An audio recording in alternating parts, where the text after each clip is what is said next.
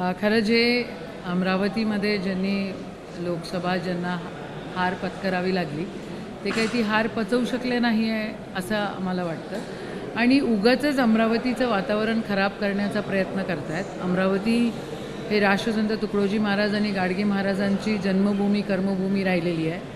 ह्या जिल्ह्यामध्ये विदर्भामध्ये महाराष्ट्रामध्ये शाहू फुले आंबेडकर ही विचारधारा राहिलेली आहे. याच्यामध्ये इथे गलिच्छ गोष्टी करण्याचा काही प्रश्नच उद्भवत नाहीत आणि करत असतील.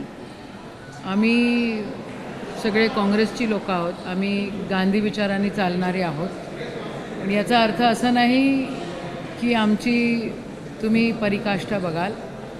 ज्या दिवशी वाह्यातगिरी अजून सुरू होईल त्या दिवशी आम्ही उत्तर देऊ. पण आत्ता आम्ही सन्मान्य होम मिनिस्टरला महाराष्ट्राच्या विनंती केलेली आहे की हे सगळं थांबलं पाहिजे.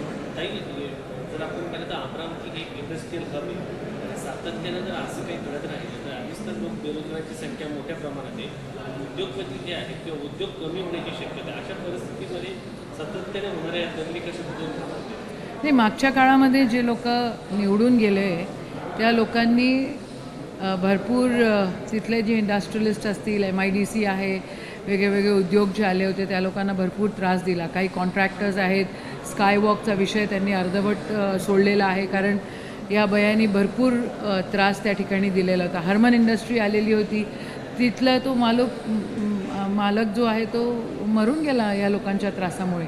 या सगळ्या गोष्टी मागच्या काळात झालेल्या आहेत आणि म्हणूनच जनतेने आदरणीय आमचे खासदार बळवंतदादा वानखडे यांना निवडून दिलेलं आहे, महाविकास आघाडीला निवडून दिलेलं आहे. आणि पुढच्या काळामध्ये जर हे लोक गप्प बसले नाही तर मग वेगळ्या प्रकारे इलाज करता येतो. पण अमरावतीला डाग लावण्याचा जर कोणी प्रयत्न करत असेल तर आम्ही त्याला उत्तर देऊ शकतो. बरोबर, तुम्हाला हा सेमच प्रश्न विचारतो. तुमचे सगळे बॅनर फाडलेले आहेत, तुमच्यापर्यंत ते व्हिडिओ आले असतील सगळ्या माध्यमांमध्ये, काय करते? नाही, आमचा जो विजय आहे तो विजय त्यांच्या पसनी नाही पडला आणि शेवटी त्यांची जी संस्कृती आहे ती सगळ्या अमरावतीकरांना माहीत आहे, नव्हे पूर्ण महाराष्ट्राला माहीत आहे. आणि आमच्या संस्कृतीत एक सुसंस्कृतपणा आहे. तर आम्ही त्यांना उत्तर दिलं नाही, पण जर त्यांना उत्तरच पाहिजे असेल तर आम्ही देऊ. पण हा जो विषय त्यांनी केला बॅनर फाळाचा, हा बॅनर फाळाचा आमच्या ग्रामीण भागातला ग्रामीण भागातील भाषेत सांगायचा आहे तर हा नुसतं गांडूपणा आहे.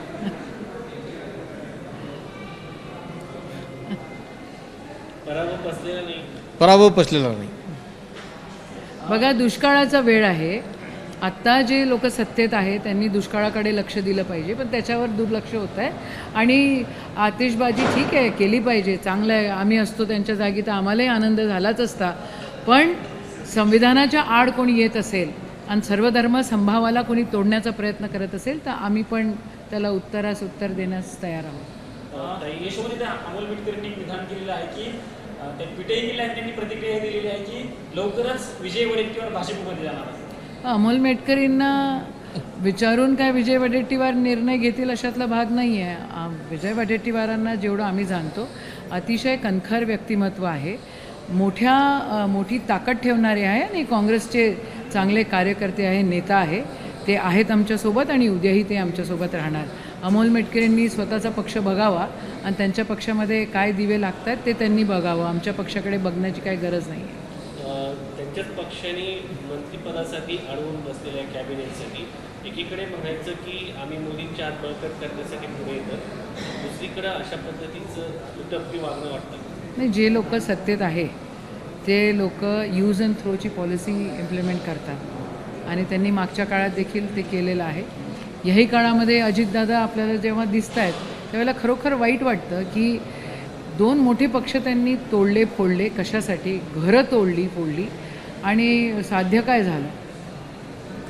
शिवसेनेचे बॅनर लागले, शिवसैनिकांना एकत्र या, आणि हे सगळं पाहता शिंदे यांना जे राज्यमंत्रीपद मिळालं आहे, 7 खासदार निवडून, हे कुठेतरी प्रेशर टॅक्टिक्स आहे की शिवसैनिक? याला जोडून एक प्रश्न की शिवसेना एकनाथ शिंदेच्या सोबतचे जे आमदार आहेत संजय शिरसाट, त्यांनी असं म्हटलं की उद्धव ठाकरेंनी एक पाऊल पुढे टाकलं तर आम्ही विचार करायला हरकत नाही. शिवसैनिक पुन्हा एकत्र येतील असे एक संकेत आहे. उद्धव ठाकरे साहेब अतिशय स्वाभिमानी, अतिशय कणखर व्यक्तिमत्व आहे, बलाढ्य आहे आणि त्यांचे निर्णय ते बिलकुल सच्चे विवेकानं घेतील याचा आम्हाला बिलकुल विश्वास आहे. मागच्या काळामध्ये आम्हाला त्यांच्या कॅबिनेटमध्ये काम करायला मिळालं आणि ज्या प्रकारे त्यांनी कोविड हाताळलं, ज्या प्रकारे जे काही संकटं आली ती हाताळली, ज्या प्रकारे त्यांनी जे सत्तेत आहे त्यांनी पक्ष तोडण्याचा प्रयत्न केला, ज्या प्रकारे ते उभारले, त्याच्यावरून तर त्यांचे निर्णय तेच घेतील आणि कोणीही त्यांच्यावर प्रेशर टॅक्टिक्स आणू शकत नाही असं माझं मत आहे. पंतप्रधानांनी आज पदभार स्वीकारला आहे आणि पहिली सही शेतकऱ्यांना जे निधी दिला जातो सन्मान निधी त्याच्यावरती केलेली आहे. उशीर झाला आहे पंतप्रधान याबद्दल नाही, उशीर झाला नाही. जे पहिल्यांदा जे 2,000 रुपये देत होते ना महिन्याचे, ती 2,000 लोकांना अजून भेटलेले नाही. असे अनेक शेतकरी आहेत, महाराष्ट्रातच नाही तर पूर्ण देशात असतील, पण महाराष्ट्रात एवढे शेतकरी आहेत की त्यांना जे 2,000 रुपये आहेत त्यांचे PM किसान योजनेतले, ते 2,000 रुपये एवढ्या खिचकट याच्यात ते अजूनही मिळाले नाहीत. काहींना 1 हप्ता, काहींना 2 हप्ता, काहींना 10 हप्ते, म्हणजे असा फरक आहे. म्हणून आता बळवंत विमान तुम्ही दिल्लीत सक्सेसफुली लँड करवलंय. विधानसभेसाठी पुढची रणनीती कशी असेल? महाविकास आघाडी म्हणून आम्ही सोबत आहोत आणि महाविकास आघाडी म्हणून जे काही निर्णय होतील ते आम्हाला कबूल आहे. ABP माझा, उघडा डोळे बघा नीट.